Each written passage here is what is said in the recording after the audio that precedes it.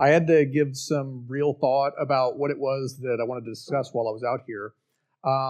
In the end, rather than going into a lot of intricate detail about one particular feature and running the risk that a lot of you guys here might not find that one topic very interesting, I decided to go broad and touch on a number of different things, while at the same time going deep enough that hopefully you guys will hear some things that you haven't yet heard before. Ultimately, the hope is that you'll come away with a more comprehensive understanding of what we view as the next tier of priorities for Star Citizen's persistent universe.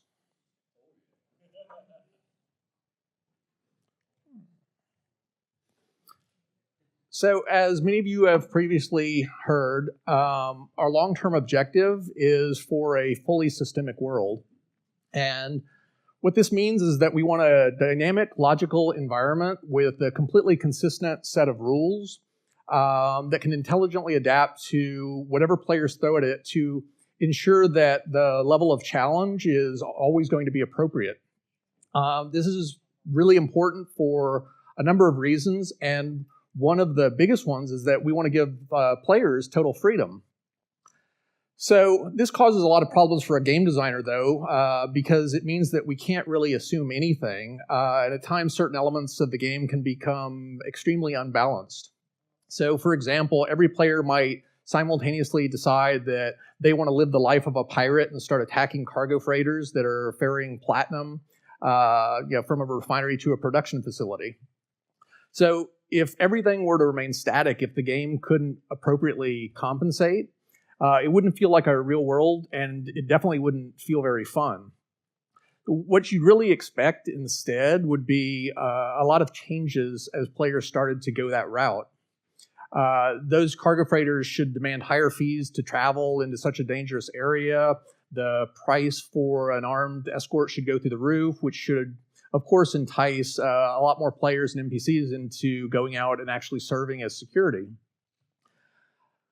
So miners should react to these elevated prices, of course, by trying to find and produce more platinum. And in the end, this is really just basic supply and demand economics. And the effects that it generates serve as counterweights to the pressure that the players exert.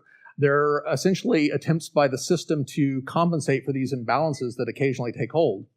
And so this algorithmic content, of course, can sometimes feel a bit formulaic if you take it too far, when that's all there is to a game. And that's why we're layering on a lot of custom handcrafted content onto that systemic backdrop, unique characters, specific challenges, and a lot of very intricately detailed areas that artists are spending many, many months crafting. So setting up an algorithmic system like this means that we need to be able to objectively evaluate an item's value. And this has been a real problem for us in the past because the original ship and item prices were pretty arbitrary. They were really just best guesses that were made at the time. Starting with 3.3, however, we've moved to a model that allows us to much more precisely define what's required to produce an item, including everything from the type and quantity of materials, the amount of labor that's going to be involved, the production technology, the factory capacity, the amount of time that will be required. And these pricing changes are going to ripple through the entire production pipeline. And this is crucially important to us because the price of one item, basically this is a really important step forward because it gives us clarity with regards to how dozens of other variables within the system need to react, and thus it enables some of the much more complicated equations that we need to enact to accomplish this, to be realized.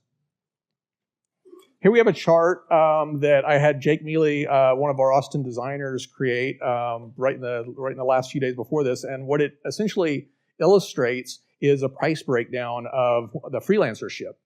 And this is a work in progress, and the values will inevitably evolve, but it should give you a pretty good sense of how we're measuring and evaluating these things. So looking at this, you can see, for example, that the relative percentage of the freelancer's price that's caused by the shield generator in blue towards the bottom, that's not arbitrary. The size and strength of that shield generator were determined by the same equations that would be used to calculate shield generators used in other ships. And it's that consistency, that objectivity that's really important to us. And what this means is that if something like the price of a commodity used in the production of that shield generator, or maybe what a unit of labor costs at the factory where they're produced, if that changes, we'll be able to precisely calculate what that means for the price of both shield generators, freelancers, and anything else that uses those elements within its production. And this is basically just another view of that same pricing model showing off a half dozen ships being compared. The proposed price you can see at the far left, and you'll start to see some of these rippling into the game here relatively soon. This more objective way of looking at ships and items is also really beneficial when we're trying to ascertain what kind of capabilities we want to bestow upon a new item, because it allows us to easily visualize where there may be gaps in the offerings that would make a lot of sense to fill. And there are some additional benefits to this systemic approach. At the top of the list, I would say, is the fact that it's intuitive. You basically just tend to expect that if there's a shortage in something, that prices are going to rise, and that if there's a surplus, that prices are going to fall. You won't typically have enough information at your disposal to know exactly how a change in price in one thing or another will ripple through the economy. But at a macro level, you should be able to intelligently infer quite a bit. And this actually leads to another major positive, which is that systemic systems tend to reward very clever gameplay. Basically, behavioral changes tend to, without trying to go too deep into this, behavioral changes tend to often lag behind an economy, which in turn leads to boom and bust cycles. And this happens in the real world all the time. If you think about copper, for instance, if worldwide demand for copper were to jump dramatically tomorrow, then mining companies would add an extra shift in order to be able to compensate, to allow them to ramp up production. And if demand were to still outstrip supply, then they might think about bringing on more workers, but that could take months before they actually get these guys hired up and trained. And if a demand was exceptionally robust, they might even consider searching for new mines, constructing new refineries, and things of that sort. But at that point, you're really talking about many years before that additional production capacity would actually come online. And the reverse, of course, is true as well. Overcapacity tends to lead to prolonged down cycles in prices. And these natural swings in prices, they can make life very difficult for the unprepared, but clever players are going to see tons of opportunity. So if you're a miner focused on copper and the price tanks, you've got lots of different options. You could always, of course, change to a different occupation, take up, bounty hunting or, something completely different. You might cut back on what you're willing to pay combat escorts, or eliminate them entirely, on the presumption that since the ore you'd be carrying is fetching less, pirates would likely be less attracted and less drawn to you. Or you might try to focus on increasing your efficiency by turning your attention to higher quality mines so that you could basically attain more value, realize more value with fewer trips, which basically means less fuel, less time, less crew costs if you actually have that, et cetera, et cetera. Another option, one of my favorites, would actually be speculation. You could always continue to extract whatever material you're focused upon, but rather than actually selling it into the open market, you might just go and rent additional cargo storage space and store it. There's a cost and there's a risk to that, though, in that storage space doesn't come free. And so you're basically making an investment on the presumption that prices are going to bounce back within some sort of, reasonable period of time. But in the end, these are all just, alternative ways by which, different players will choose to deal with, the inevitable modulation of prices that you get, with economies that tend to behave fairly realistically. Now, on occasion, I'll make reference to a variety of different types of NPCs, for specific, types in particular. And so I thought that it might make a little bit of sense for now and in the future to basically give you guys a little bit of background on what I'm talking about when I refer to these. Simulated NPCs are really at the heart of the background economy. They're extremely simple entities that are endowed with just very basic personality traits. that help to dictate their behavior. They're never going to be directly seen, and their purpose is to allow the economy to intelligently flow and react to the different imbalances that it's going to see. They'll directly fuel things like factory labor and help to determine what missions are available, where and for what price. They'll also dictate the actual number of NPCs that you'll see at a given landing zone and their occupations. Their actions are also going to provide inputs to the so-called probability volumes that so that what you see in a given area is truly representative of what you should be seeing if you could actually, delve down into this little virtualized world. Probabilistic NPCs are much closer to the actual game. They're handled on the back end, and basically the NPCs that they represent, they're not technically NPCs at all. They really are just probabilities. This functionality has actually been in the game since 3.0, but as of right now, designers still dictate their contents by hand. And as noted above, this is actually going to change when simulated NPCs start to come online. And this entire concept is basically a large optimization that allows us to track key elements at the level of detail needed without impacting anything that any player could actually ever see. Virtual NPCs, which I'll sometimes refer to as spoofed, these are actually going to come online next year, and they're particularly interesting for a number of different reasons. I'm going to go into more detail about these a little bit later in the presentation, and so we'll come back to that. The last type of NPC, of course, are real NPCs that you actually see within the game. These are the non-player characters that, for all practical purposes, could just as easily be another player. They're fully simulated, they're quite expensive, and it's for this reason that all of these other types of NPCs actually exist. It would be exorbitantly expensive, computationally expensive, which ultimately to you guys means that you'd see, frame rates take a hit. We'd have, much higher server costs if we were actually trying to do this. If we were actually trying to simulate everything in completely realistic fashion. And again, as I'll get to in a little bit, there are actually some negatives that even if we were going about doing things to that level of detail and really were willing to, try to, fully emulate, every single entity, there are actually some significant negatives to that. So another thing that I wanted to touch on is the dynamic mission system. And this is actually one of the more important pieces of gameplay tech that's going to debut next year. But before I get into that, it would make sense to talk a bit about where we currently stand and some of the limitations that we currently face. So right now, all of the mission content that we have within the game is completely static. There's no way for the designers to control how many of a given mission is available at a given location or the price or anything of that sort. There's also no way for them to automatically customize those missions based upon the current state of the economy. Now, the designers have, valiantly attempted to circumvent some of these limitations as best they could, but the reality is that they've just been missing a critical piece of the puzzle. And so the dynamic mission system is intended to change all of that, to provide a direct link to the economy so that things can be algorithmically customized as appropriate without requiring any sort of special effort on the part of the designer. And before I get too far into this system, though, I want to define one more term that's going to occasionally pop up and that you have probably heard quite a few times just in various chats on the website.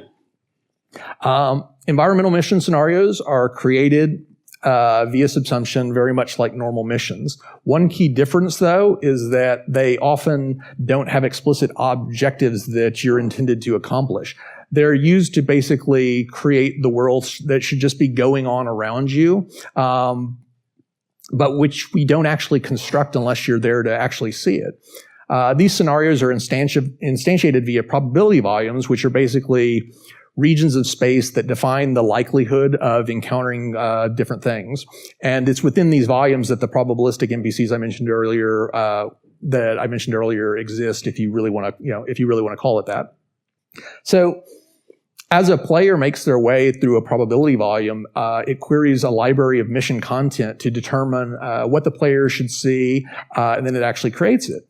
And so for the quantum mechanically inclined amongst you, this is basically like you're flying around the universe, collapsing the wave function wherever you go. That's where the probabilities basically, coalesce into reality, and you can actually see it. That's where we take things, out of, the land of probabilities, which we do because it's so much more efficient, like I was saying earlier. And at that point, we actually create real NPCs on a real server, which you can interact with.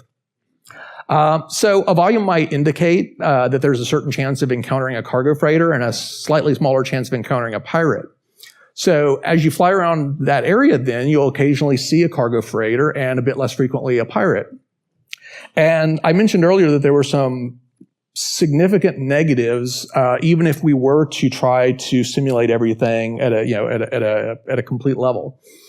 So one of the benefits of this approach that we're doing, besides being a really effective optimization, is that it allows us to highlight what I'd call the interesting moments. If you think about how large space is and how infrequently you actually run into things, the odds that you'd ever run into a cargo freighter right as a pirate was closing on them, or just as the pirate had disabled them and had docked to their ship and was just about to begin a breaching operation, the odds of you coming upon that at that particular moment would be infinitesimally small. But it's actually those moments that are sometimes, the most interesting from a gameplay perspective. And so what we get with this system, besides all the optimization, is really just a natural predisposition towards a higher than normal, frequency of that type of thing happening. So getting back on track a little bit, the dynamic mission service serves as an intermediary between the game servers and the universe economy service, periodically querying the simulated universe and then using that information to modify all sorts of things that the players will directly see and experience. And this means that missions will start being offered only at locations where they're actually needed, where there's a legitimate function that the economy has determined needs to be performed, and that the prices offered will be justified by what's currently happening within the world. So the dynamic mission system is also going to allow for a lot more intelligent customization of missions, which in turn is going to equate to a lot more variety. And this won't just be the case for the missions that you explicitly accept. It'll also carry over to environmental mission scenarios. So right now, when a probability volume instantiates one of these environmental mission scenarios, the content is totally fixed. There's no way to customize anything based upon the current situation at that particular moment.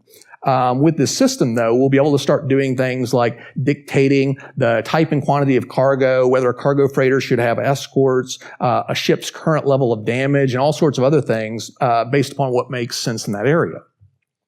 And this is probably kind of an esoteric concept, but to give you a better understanding of why this is a really powerful concept, I'll go into a quick and very simple example. So imagine that there is an asteroid field with a lot of very valuable resources and a distant refinery, and thus there's a lot of back and forth activity. There's basically mining ships that are heading, from the refinery out to the asteroid field, extracting value, and then heading back with a full cargo hold. So between those two locations, there are also a lot of pirates. So there are a lot of things that you can or that you should be able to infer about this scenario, all of which the dynamic mission system is going to help automatically resolve. So if you were to fly between the asteroid field and the refinery, you'd of course expect to occasionally encounter a miner, sometimes encounter a pirate, and sometimes both. However, if you ran into a miner heading towards the asteroid field, you'd expect that their cargo hold would actually be empty. They were heading there to go stock up. Similarly, if a miner were heading back towards the refinery, you'd expect that their cargo hold would not only be full, but that it would be loaded up with whatever commodities were present within that asteroid field. And pirates obviously would logically focus on those miners that had something of value, such that you'd expect miners on the way to the asteroid field to typically be in a completely undamaged state. When they were basically heading in that direction, they had nothing of value. And those that were heading back to the refinery that you encountered would sometimes be much worse off, which would effectively reflect the fact that they may have already tangled with some pirates and just managed to get away.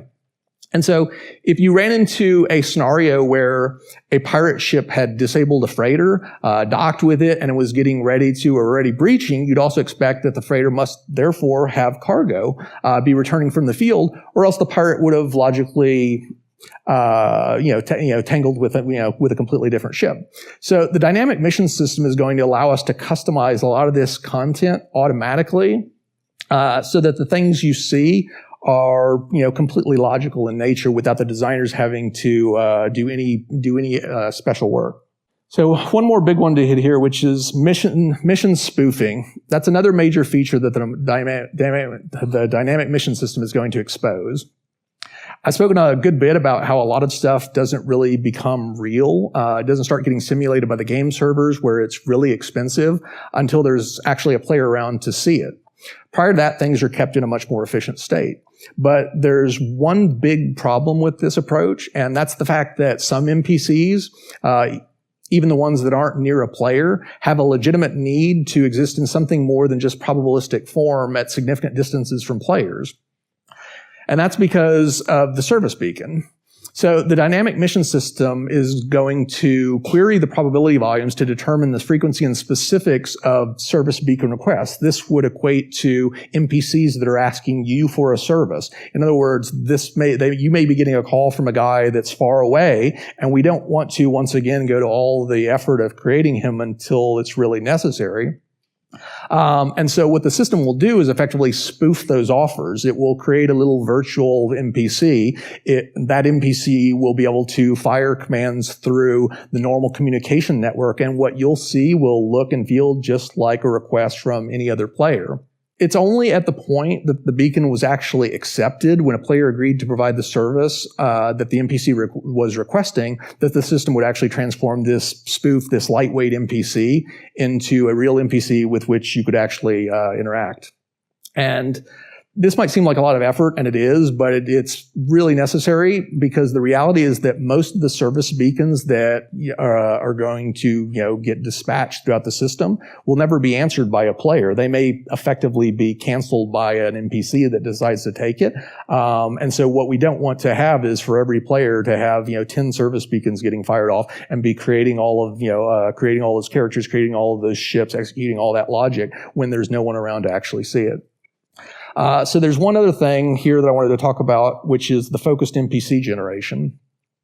And basically this applies to players, it applies to two different things. The first thing is actually players with a large price on their head are inevitably going to attract bounty hunters, and they're not all going to be players. These NPCs are handled a bit differently because they have actual purpose. And when they finally run into you, it's not going to be a random encounter, and thus they're not particularly good candidates for the normal random probabilistic distribution within a probability volume. So you can think of them a bit as ghost NPCs that quietly track you around the universe, following any breadcrumbs you're leaving and doing their very best to find you. Once the system has determined that they've succeeded, they'd arrive on the scene, finally get converted into a real NPC, and engage you just as a player might. This focused NPC generation also plays a role in the creation of NPC service providers. And this is, to some degree, the mirror image of what I discussed a moment ago, but this time it involves the creation of an NPC in response to your requesting a service. In such cases, the dynamic mission service will query the probability volumes to determine whether an NPC would respond, and if so, they'd be instantiated and directed towards your location. So this is effectively what would happen when you're requesting combat assistance, or you're requesting passenger transport, or you're asking to be refueled or repaired, and no players take the call. So at that point, what the system is going to do is effectively query all of the NPCs that would theoretically exist within that area and determine whether or not any of them would actually be interested, and if so, it's at that moment that they actually, become real. So the next thing up is the law and order system. We're going to be making a lot of changes to the law and order system over the next year, but before getting into that, it probably makes sense to give a quick recap of where we currently stand. So at the moment, we currently have the concept of a global criminal reputation, which is a bit like a rolling history of your criminal actions. It can't be altered except via time and the actions that you do. We also have a wanted level, and it increases whenever a crime is committed within range of an operational comm array. And it can be removed by hacking a terminal or by getting killed by AI security or a bounty hunter. And lastly, if a bounty hunter takes out such a criminal, you immediately get paid. So there are a number of problems with this system, and we'll get into a little bit of detail.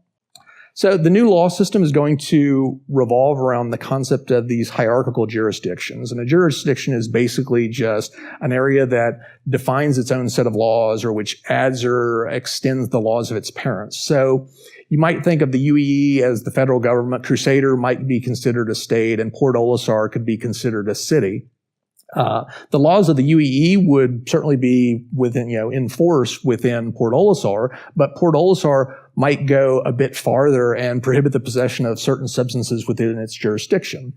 And each of these jurisdictions are going to maintain their own criminal database, and it will be accessible to all law enforcement, all AI security and bounty hunters that are registered within that jurisdiction.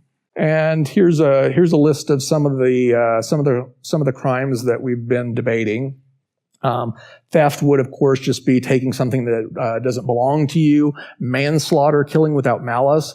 A good example of that would be a bounty hunter that's in the process. They're in close proximity to a bounty, that they're actually after, and they inadvertently kill someone else.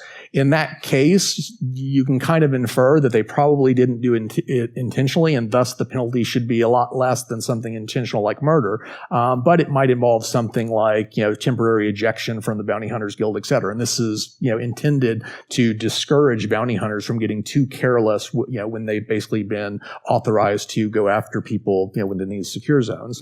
Next up would be illegal mining, and that would really just equate to extracting resources from a parcel of a planetary body or moon that you don't own, that it belongs to another player, or perhaps it belongs to the government and it's not been opened up for public mining.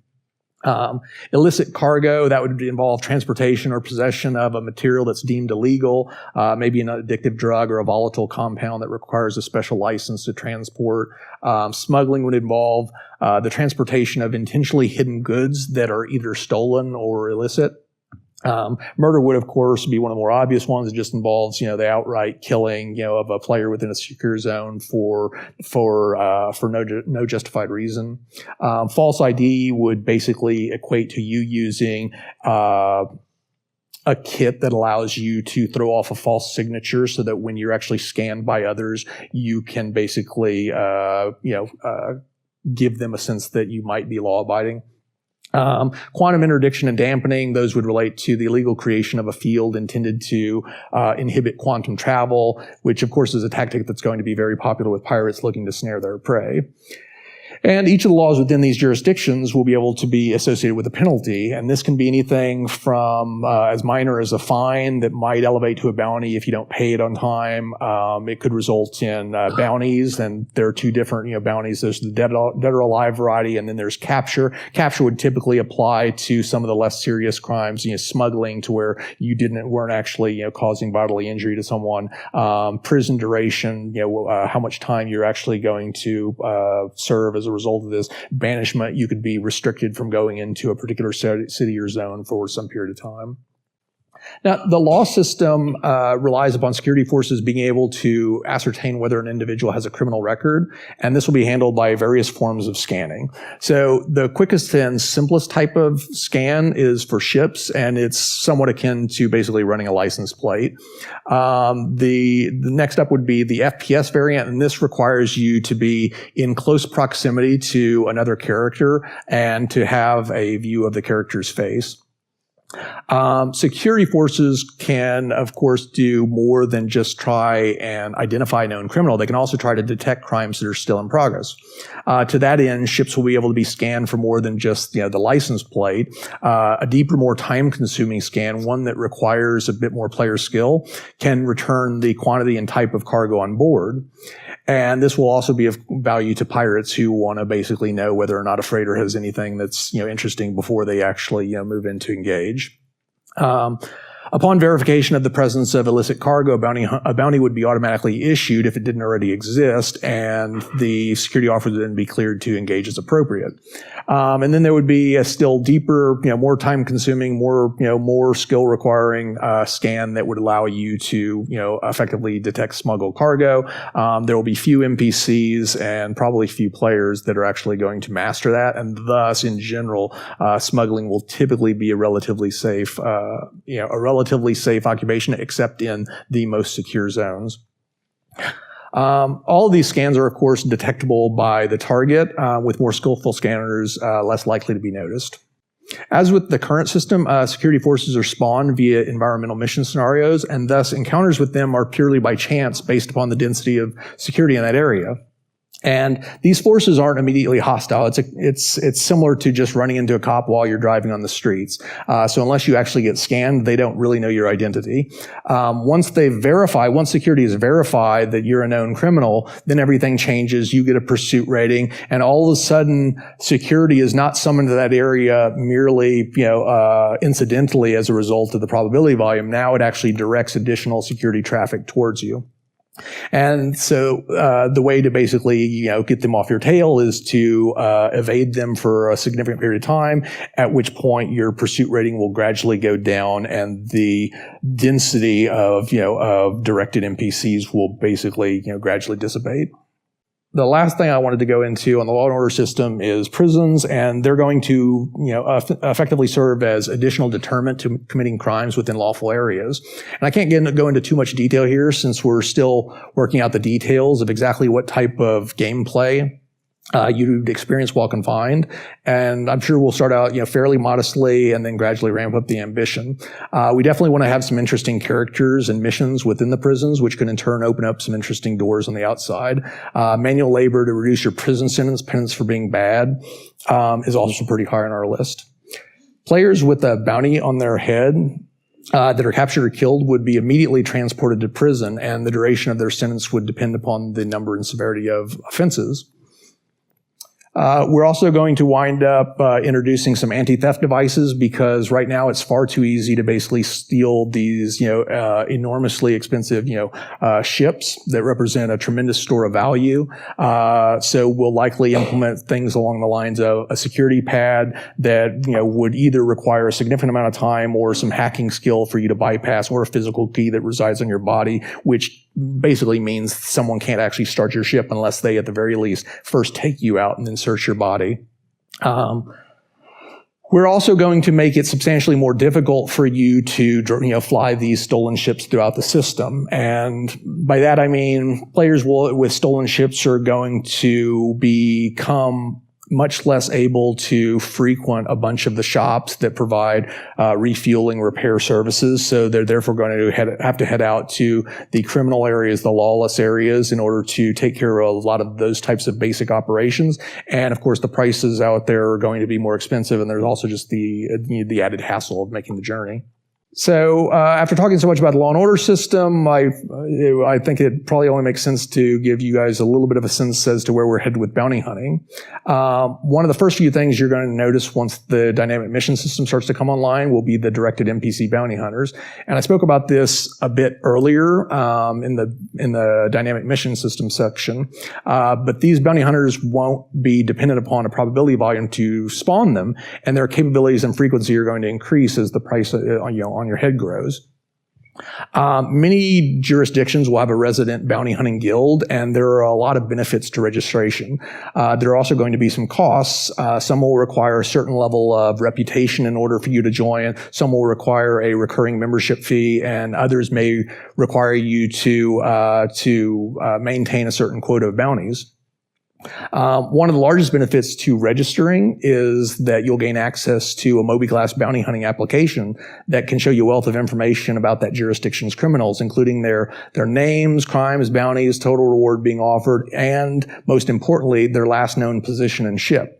And this information is updated in real time so that once you're registered as a bounty hunter, anything that detects the presence of a known felon within that area will be automatically broadcast to you. And this all kind of goes towards, in the direction of making life, more difficult for people that are going out and committing these crimes, and then basically trying to wander, around through secure systems. One of the nicer aspects of the new system is basically that it's going to eliminate the need to manually accept individual bounties. Now you're just going to automatically be registered. You're going to automatically have knowledge of any bounties that are known by that jurisdiction. It's also going to improve navigation. There will be no more clumsy going to the star map and trying to basically pick, whatever zone or region is closest to the last known location of your target.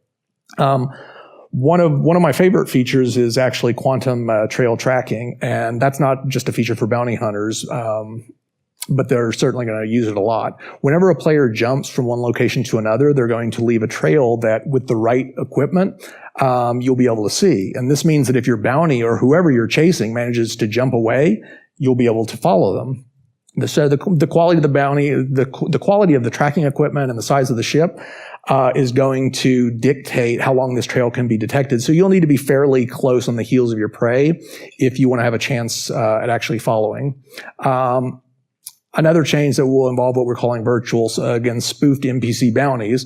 And this is similar to the ghost concept that I mentioned before, except in this particular case, the spoofed NPCs are your targets. And so you can think of it as you're registered as a bounty hunter. Of course, you'll be tracking the players, but we're also going to have a lot of NPCs, that we don't want to truly have driving around, flying ships, doing all of this expensive stuff unless there's a player to see them. And so you can think of them as just little point-like entities that can move from location to location, occasionally tripping the security alarms so that you can actually follow them. And they'll generate everything just as a player would, in terms of they go to a system, then you may wind up, seeing them trip, a facial ID camera at a particular area. And if you get there quickly enough, there would actually be a good chance that they'd be in that location. If it turns out that they're not in that area, then you may see a quantum trail that's been left by this little virtual entity. And so effectively, it's going to allow you to start truly hunting people. Right now, as soon as you kill someone with a bounty on your head, you get paid. This is going to change so that payment is withheld until you've delivered proof of death to the appropriate security office. Capture bounties are going to work similarly, but with one key difference. If an NPC is disabled, they'll simply surrender and follow you, with the idea being that you'd take them to the designated prison, at which point you'd be paid. It's slightly different for a player because it wouldn't be very fun if another player captured you to basically sit on their ship for who knows how long, and there's no guarantee that they'd take you straight to the prison. So if you actually wind up submitting another player, at that moment, they're simply teleported to prison. You wind up getting a proxy NPC to fill their place. That proxy NPC will behave just like, a normal NPC that you captured, and you march them back to go collect your money. Bounty hunters won't, of course, be simply confined to space. There will be FPS bounty hunters, both players and NPCs wandering around the cities. And so every time, if you're actually moving through a city, you've got a price on your head, and people start, coming up to you and basically, focusing on you a little bit too long. It may be a sign that they're actually, running your ID, and they may be authorized to engage you as soon as they get verification. Also wanted to talk a little bit about salvage. Salvage revolves around the extraction of bits of value from a ship. And there are three distinct methods of salvage.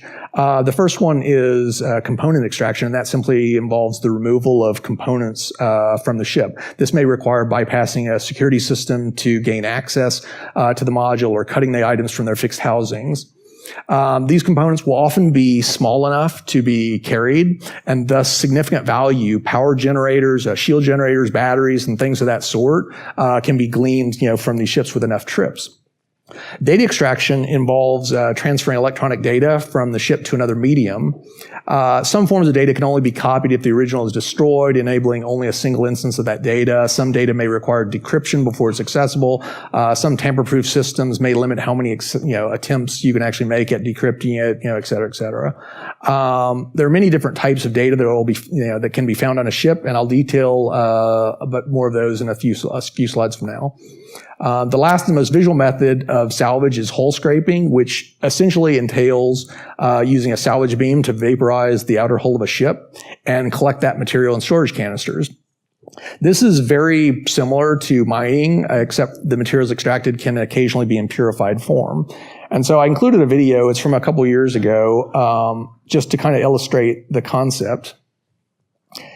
And basically, this is just the damage texture, which is very, the same basic tech that we're going to use to extract it. So you could think of it as salvage. Salvage for the hull scraping would be equivalent to this combined with the mining arm and tractor beam that you see in mining right now, to where you're literally just ripping the exterior hull, and therefore different ships will have different materials, and therefore, different quantities of value that you can pull from this in this fashion. And the last thing I wanted to touch on today is actually discovery. And this is one of my favorite occupations and involves the acquisition of what I would call locational information. These packets of information can be procured via various methods. They can be actively sought out via scanning. A long-range scan from orbit might indicate that some valuable commodities are present in a given parcel of land, but with a good amount of uncertainty as to the quantity. Information can also be obtained by chance. You might simply be flying around in deep space and come upon a previously undiscovered asteroid field. Perhaps, that's what pulled you out of, your quantum travel. You can also engage in analysis, say, for example, by inspecting a parcel of land up close and personal so that you attain a level of certainty you wouldn't be able to achieve from a long-range scan. And so you can think of discovery, in some sense, as the grease that allows other occupations to function and or focus. Salvage ships need to know where there's something worth salvaging, and a lot of miners will want to focus on the actual process of extracting value rather than the very different skill set that will be required in terms of finding those materials. There are a lot of different types of locational information, and some of those allow for successive deeper layers of discovery, sometimes increasing the value dramatically and other times rendering the find completely worthless. A chunk of metal determined to be a wrecked or derelict ship that was found via a long-range scan might have a very small amount of value, but not nearly as much as if you actually took the time and ventured closer and verified the type of the ship and its current state, whether it had already been stripped down, in which case it would have no value, or whether it was operational, in which case the value would be worth quite a bit more. Similarly, the discovery of a previously unknown asteroid field or a comet wouldn't be worth a lot, although verification that they contain valuable resources that are currently in high demand could make their value skyrocket. A planetary body or a moon has millions of parcels of land, and close inspection of a parcel enough to verify that something of value is present would also result in the creation of a bit of information. And lastly, a stable intrasystem wormhole that allowed a lot of travel time to be saved would often find a willing market. And there are other things, geysers, nebula, et cetera, that will be of various interest to scientists, tourists, tourist NPCs, things of that sort. And these packets of information that you collect are stored within a dedicated mobiGlas application and allow you to share that information with other players and organizations. And it's important to note that the value of information degrades over time. So if you were to find, say, a rich deposit of gold on the surface of a planet, and gold had a very high market value, then that very recent information would have a lot of value. If on the other hand you sat on it for a week or 2 weeks, at that point it's not worth very much at all, because you don't know whether or not that gold has since been extracted, whether it's actually still there. So you can periodically go back and refresh your knowledge, travel to a location to verify that no one actually found that remote location in the mountains where you'd found that gold, and thus your find is intact. At that point, it's now current information again, and its value would once again reflect that. So information can be sold to info brokers, which is one of the primary ways by which players that engage in discovery will actually make money. They'll buy and sell based upon the current market value, which will be, again, dictated by supply and demand. So if the price of aluminum is in the tank, you wouldn't be able to make much selling the location of a ship that had a lot of aluminum on its hull. And so information in this sense is very much a commodity, and its value is going to ebb and flow with other things in the economy.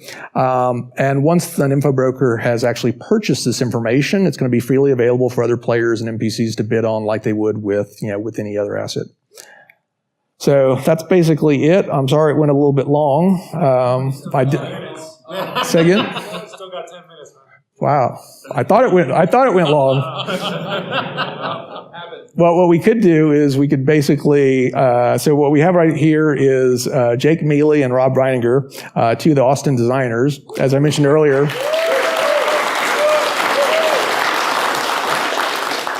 Mealy is practically single-handedly responsible for all of the vast changes and the much more efficient, algorithmic content that's being layered onto the pricing models that we're utilizing. And so these guys could answer any questions in any level of detail that you may have in that area. Yeah, that's called payback. The ultimate parry. So if we do have a few minutes, we could answer a few questions. If anybody's got anything. Sure. With the prison, are you looking at online time or offline time? Can I be a bad guy, go to prison, log out, log in my ult until my prison guy's service time? Are you seeing what's your vision of that?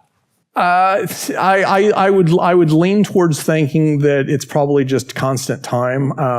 But again, the prison itself is still in the relatively early stages. There will be a lot of iteration. Like I said, we'll like we do with a lot of things, we'll start out relatively minimalistically, and then we'll gradually expand out. Some of the bigger questions that we're facing in terms of the prison stuff is how do we make it fun? Exactly what type of gameplay are you engaged in there? Because it's a confined space, and we know that we want to have the potential to meet interesting characters. It'd be almost like if you go back, a year and a half ago to where we had Area 18, and you were confined to that space.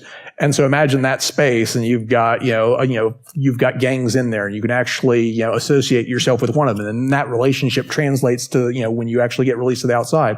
And there would of course be the potential to actually escape from prison. And so there's a lot of potential that would really just be doing the same stuff that we're doing in a lot of other places. I mean, you build up a personal reputation with other characters within the game already.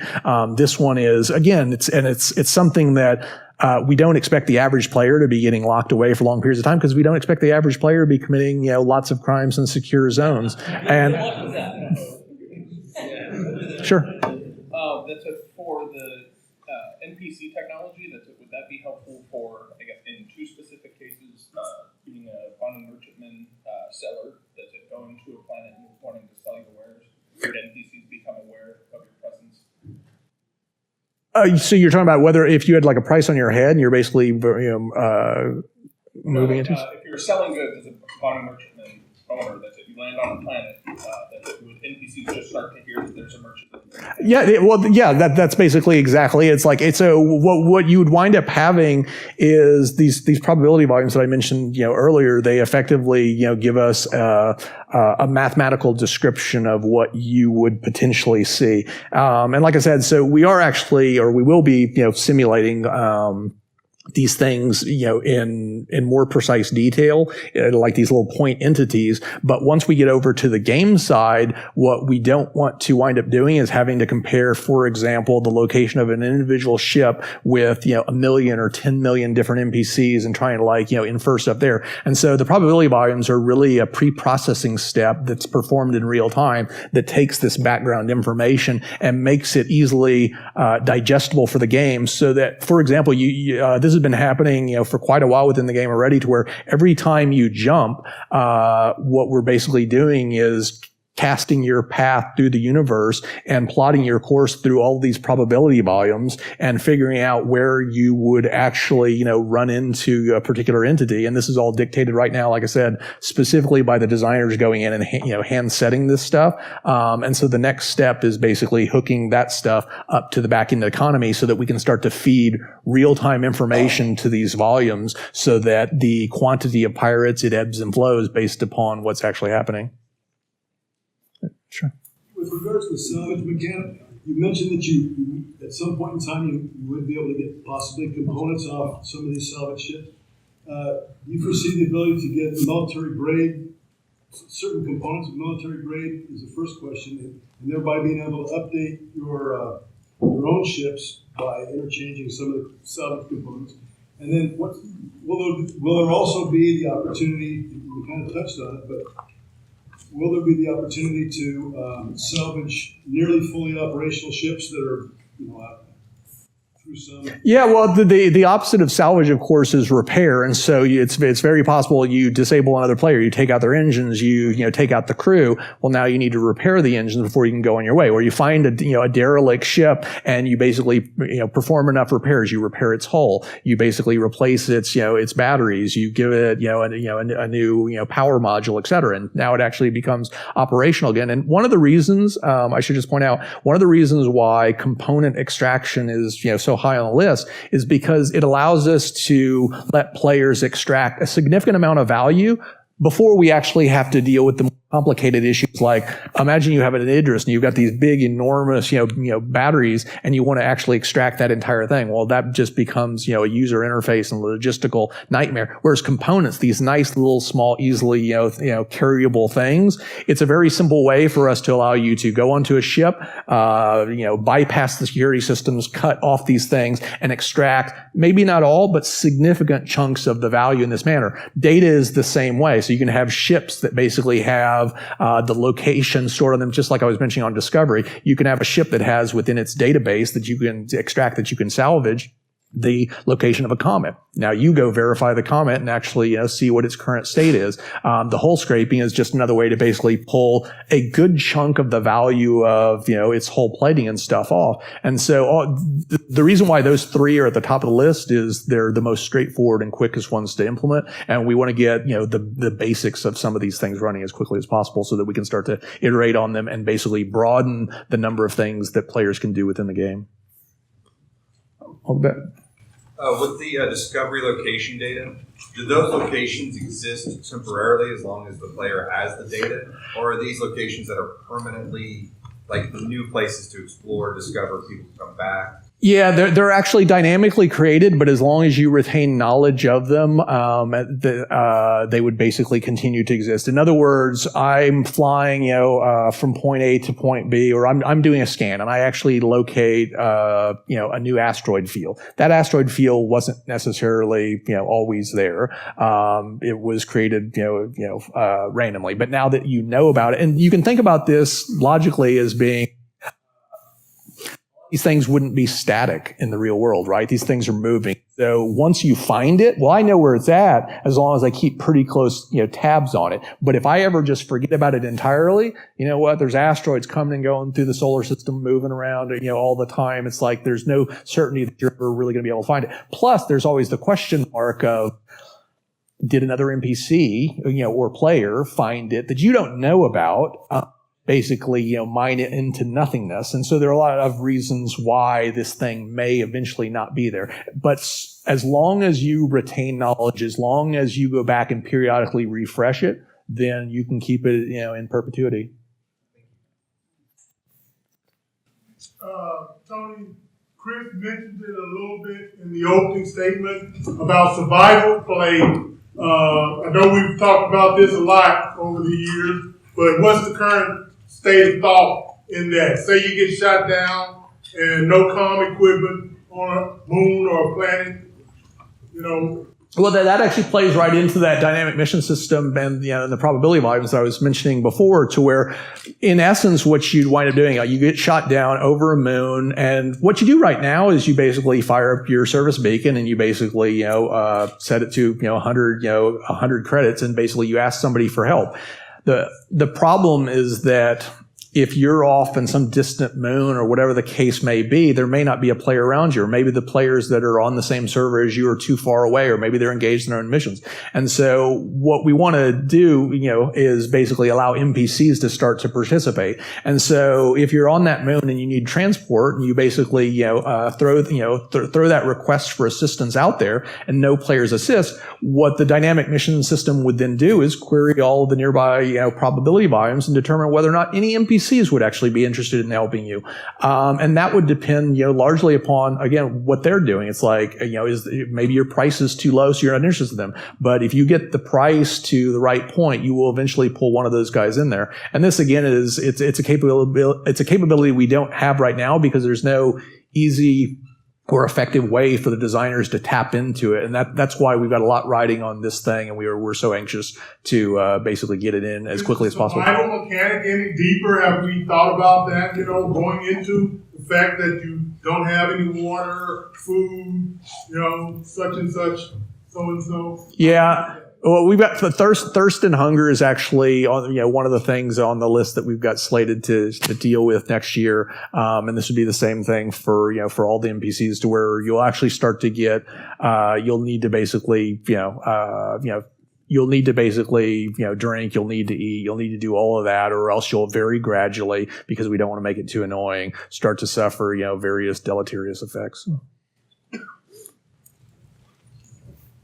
Sir? Question about simulated NPCs. How many, on your backend database, how many variables and arrays are you maintaining just to keep that dynamic information stored so that you can calculate those probability values?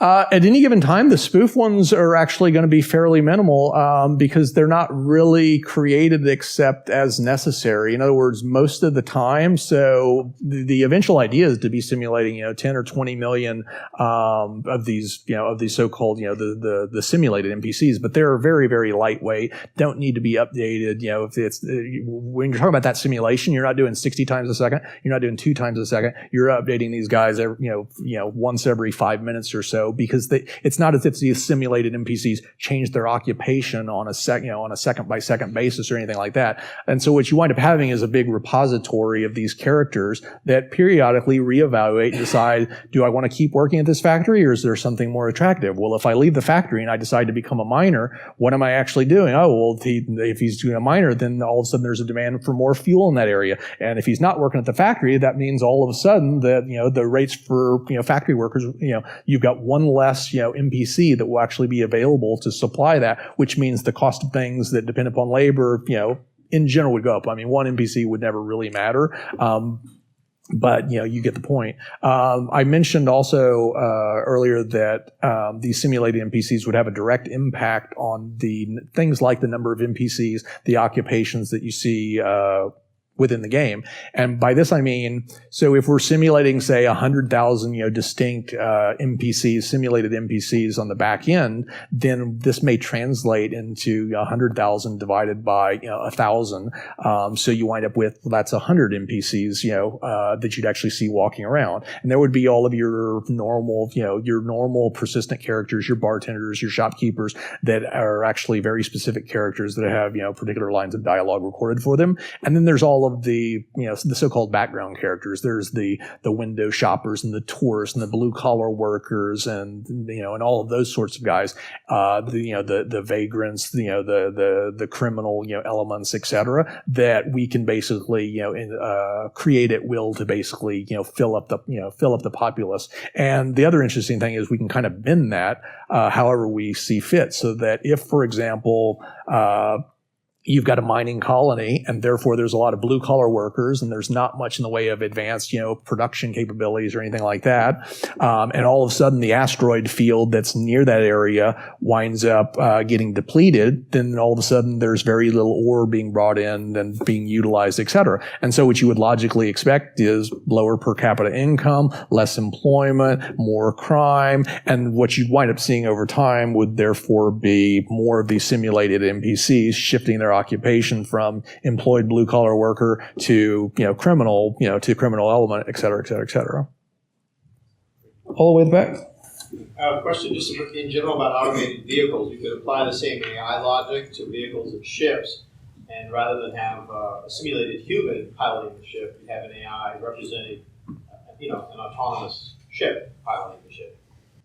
Yeah, that's an interesting one, and I actually cut it because I was trying to not get too crazy on the time, and they're already giving me the sign here. I had a whole section on multi-crew, which we now have. We've talked about multi-crew for a long time, and we've never gone into precise detail about exactly what that meant and how are you going to interface, with it, how are you going to hire guys, how are you going to dictate what they did, et cetera. We have enough clarity at this point to where we can talk, pretty precisely about that, but that's an hour-long talk in and of itself.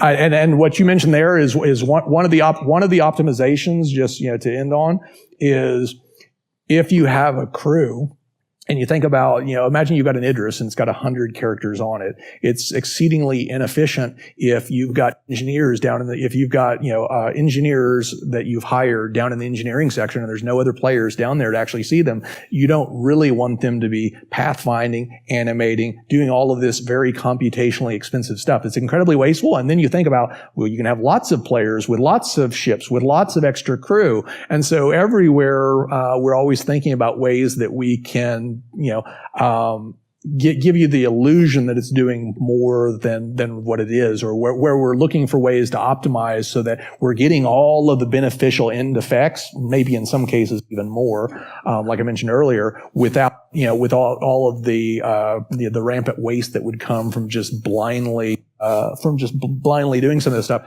And one of the things we've been looking at is basically a couple of different levels of basically tapping down on the NPC functionality so that you would still get all of the behavioral benefits of having an engineer down in the engineering section. He would still repair things at the rate of speed that he normally would. He could still be injured if there was damage done to that part of the ship, but we're able to basically turn off some of those high fidelity, animations, pathfinds, stuff like that are really only a benefit if a player's there. As long as they perform as they would if you were watching them, in another way, there's no reason to do all the extra work.